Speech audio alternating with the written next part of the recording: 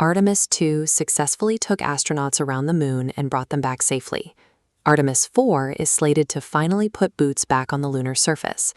This raises a question about the purpose of the mission stuck in the middle, Artemis III. NASA's official explanation frames Artemis III as a modern equivalent to 1969's Apollo 9. That mission stayed in low Earth orbit strictly to test out the lunar module's flight systems before attempting a moon landing. On paper, the crew will launch, orbit the Earth, and run a checklist. They'll practice docking the Orion capsule to a new commercial lunar lander and verify that the life support systems can keep humans alive. However, a strange detail in NASA's planning contradicts this narrative. The agency has admitted they will likely fly Artemis III even if the landers are not ready for astronauts to enter them. Launching a multi-billion-dollar mission to test a lunar lander without actually testing the interior reveals the real objective. NASA has designed Artemis III as a high-stakes arena for a corporate competition. This rivalry began when SpaceX initially won the sole lunar lander contract. Blue Origin fought back with lawsuits, and eventually NASA awarded them a secondary contract to ensure competition.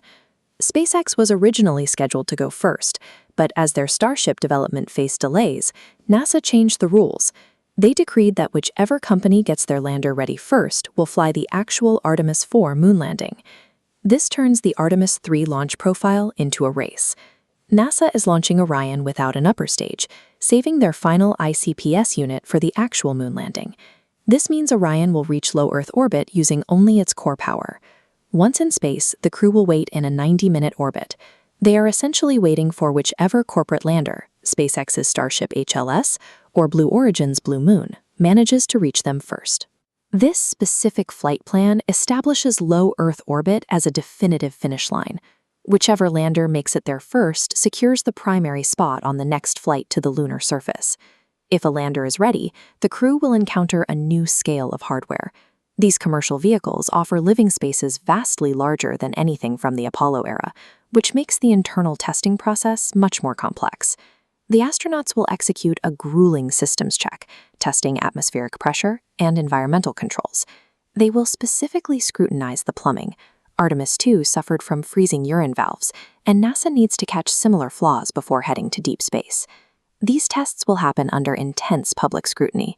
NASA has mandated 24/7 high-quality video transmission for Artemis III, turning a routine systems check into a live global audition for these two companies.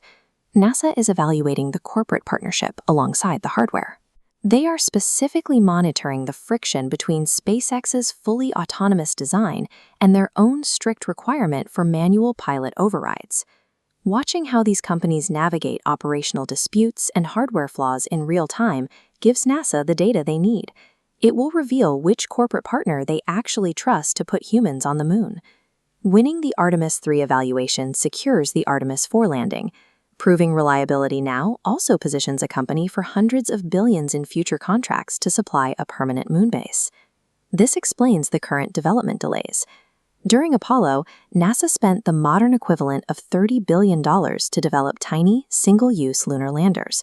By contrast, Artemis allocated just $7 billion combined to SpaceX and Blue Origin to build massive, fully reusable spacecraft. This is the core economic trade-off.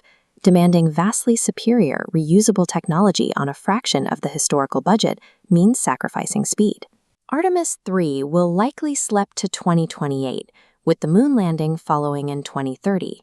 This mission acts as the decisive evaluation, determining the winner of the new commercial space race.